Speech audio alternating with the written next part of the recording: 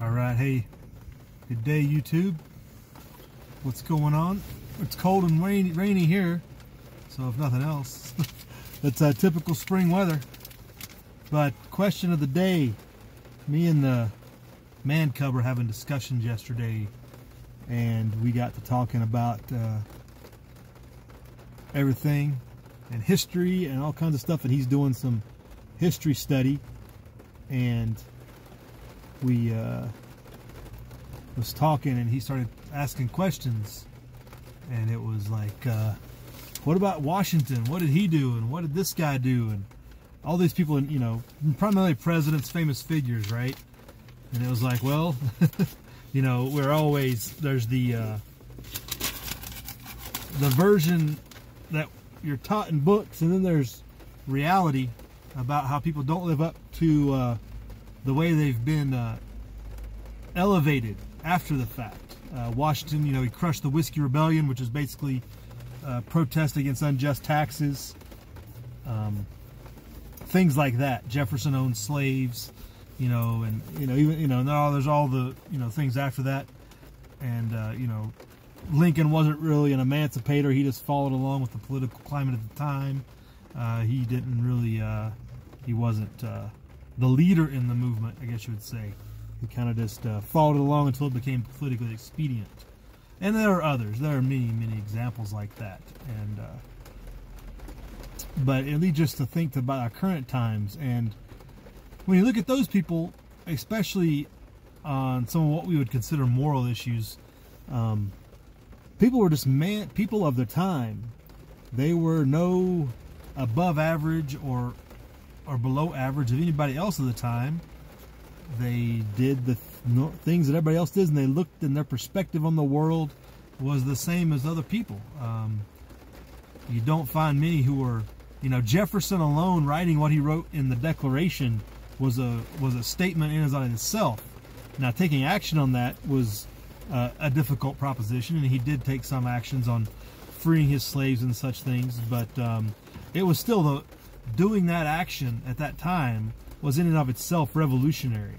And some of the things he had in the Declaration were even taken out because of protests from the southern states at the time.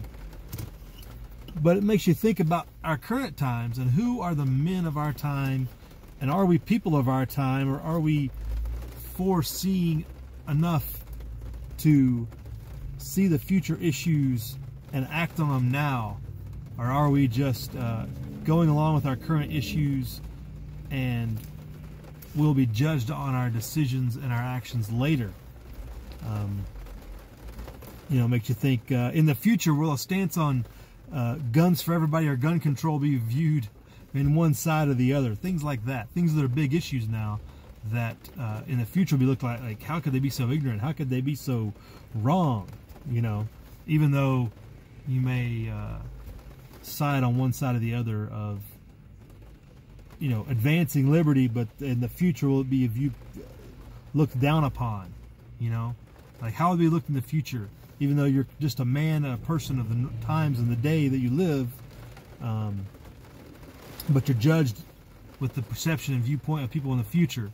And we kind of hold that people in the past to that same standard in a lot of ways, that when we look back on them, we're like, well, they did this and this wrong, they weren't good. There's like a second judgment, if you will, that people have started putting on characters in history. Not necessarily, we didn't necessarily grow up like that. It's like they taught us some of these things, but it wasn't a judgmental thing. It was like these were the times they lived in, and they were as everybody else was in a lot of respects. They weren't total revolutionaries, but they did advance some of the cause, I guess you would say. And that goes into the same problem, I think, with when I think of it currently now, is like the current establishment that we live under and the organization of the Union as it is now, and seeing how disastrous it is. Will we be judged in the future for wanting to keep it together or wanting to separate it and divide it? You can look back on Lincoln wanting, and his only main purpose was to preserve the Union because of some of the security issues around having a divided continent, things like that.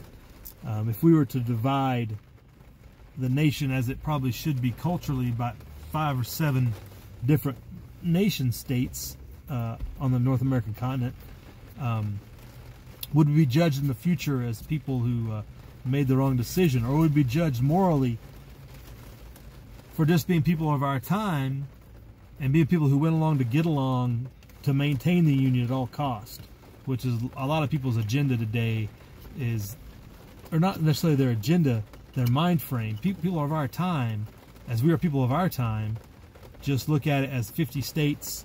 The union is the way to go. The union is the way forward. We can't use status quo. Status quo is probably the best way to say that. We go forward status quo. We're not going to ruffle feathers. We're not going to look for other options.